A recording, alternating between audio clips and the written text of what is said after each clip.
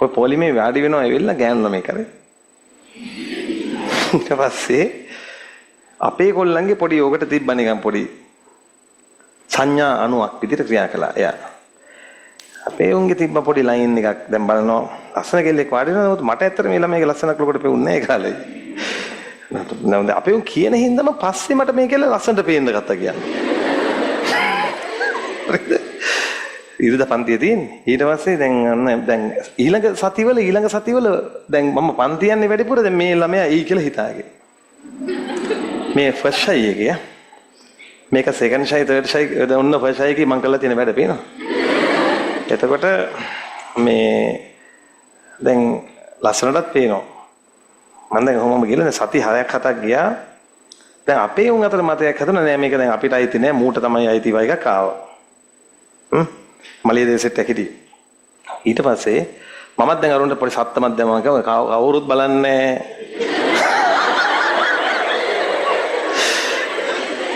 ඊට පස්සේ මම ඉඳලා දවසක් ටැප් එක ළඟදී මේ මම නිකමට කතා කළා.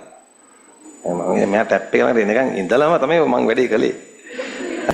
කතා කරලා නම අහගත්තා. නම කියන්නේ කොහෙද කියලා ගත්තා. කොහෙද කියලා කොහම කෑගල්ලේ කිව්වා. ඔය තමයි මගේ හිතට කෑගල්ල කියන එක මුලින්ම රිංගුව දවස.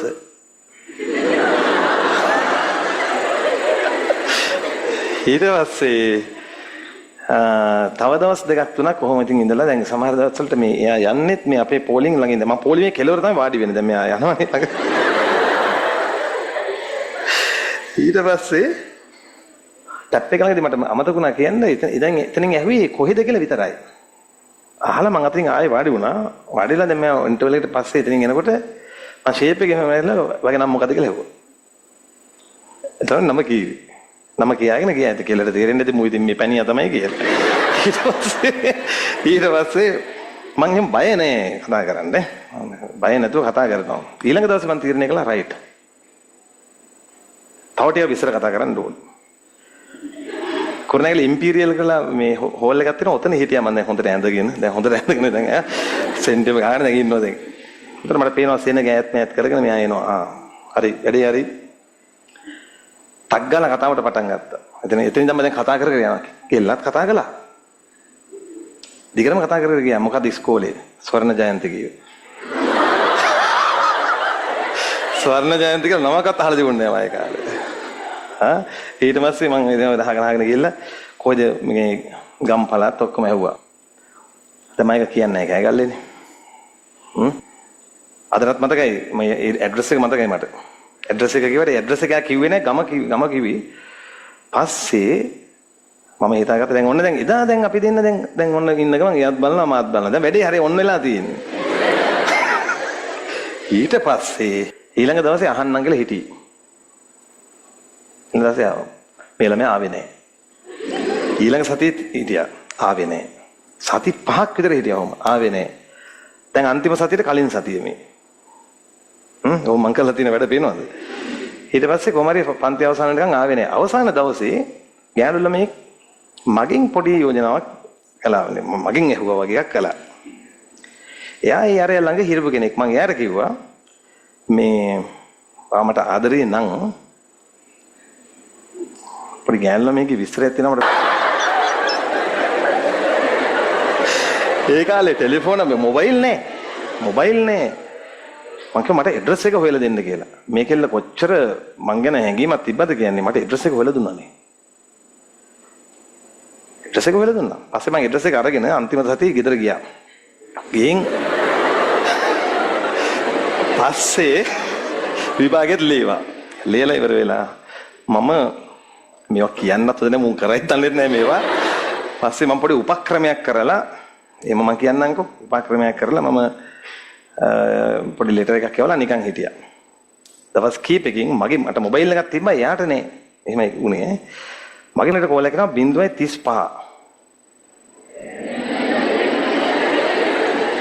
අංකල් කෙනෙක් කතා කරන්නේ මේ පුතා මම මේ අසවලාගේ තාත්තා මේ කවුද ඔයාගේ මෙයා කොහොමද දන්නේ මම හිතුවා මම දන්නේ මට මතක නෑ දැන් මට මේ අර කීප එක මම දන්නේ රෝන් නම්බර් නේද ඒක මම තිබ්බා හරිද? පස්සේ මට දේලුවරත් උනා මේ අරක වැඩ කරලා.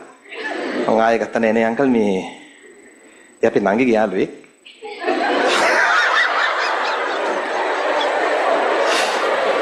කියලා දැන් මං හිතන්න ගෙවෙනකොට සති කීපයක් මේව මගේ මට එන දැන් තිගැස්මා පස්සේ මම ආපහු එයාට කිව්වා මේ අංකල් මේ ඉන්නවද නංගි පොඩ්ඩක් මට කතා කරන්න ඉන්නවද පොඩ්ඩක් ඉන්න කිව්වා දුන්නා ඊට හෙලෝ කිව්වා මම ෂණිකව කිව්වා මං අසවලා ගියේ මං අසවලා මේ පස්සේ කතා කරමු මේක මගේ නම්බර එක ටට් ගාලා නම්බරෙත් කියන්න ගියා ඒ ටිකට මේකෙල්ල මතක හිටියා ඒක දවස් 3ක් විතර අපි කතා කළා එකපාරට කිව්වා බෑ කියලා.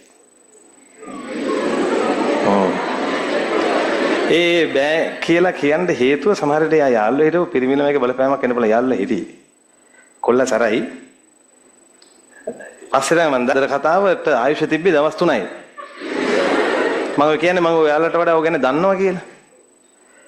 ඊට පස්සේ තත්තට මගේ හිතේ වැදුනා කෑගල්ල ගැන ලොකු නිකන් බැඳීමක්. හරිද? ආයෙ මම දවසක් ඉඳලා ගෙදරට අරගෙන අම්මට කිව්වා. ඒ ළමයි අම්මට කිව්වා මං කෙලින්. මං කා ආන්ටි මම දවසක ලොකු තැනකට යනවා. මට අදාළ ගෑනු ළමයිගේ නෑදෑයෙක් මේ පන්ති ඉන්නවා වෙන්න පුළුවන්. මං කෙනා කියන්නේ ලොකු දවසක යනවා ලොකු ගමනක් දවසක යනවා. මේ බණ කපර දෙන්න. හරිද කියනවා. එදාට මම ආයෙම අසවලාගේ නම කියලා එයාගේ පැත්ත බලනවා. එයා වෙන කෙනෙක් කසාද බැලලා හිටියොත් මම බලන්නේ නැහැ. මගේ පොරොන්දු වෙනවා. එහෙම නැතිව හිටියොත් මං එයාට කලින් ඔයාගේ කැමැත්ත අහනවා. මට කැමැත්ත දෙනවද?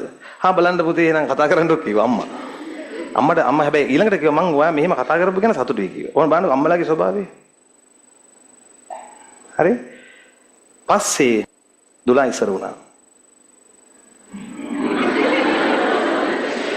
රේස් එකේ දුලා ඉස්සරහට ආවා.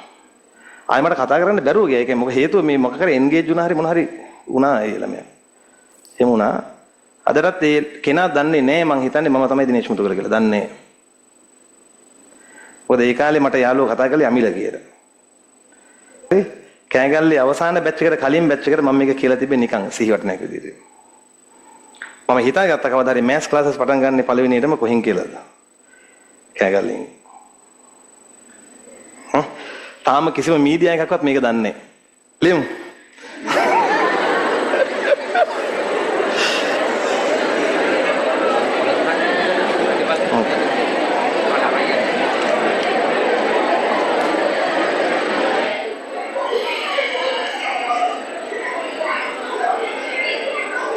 හරි ලියමු. සමහරට මගේ වීඩියෝ බලලා වෙන්නත් පුළුවන් දැන්. මොකද මම ඒ කාලේට වඩා ටිකක් වෙනස්. මගේ පෙනුම වෙනස්.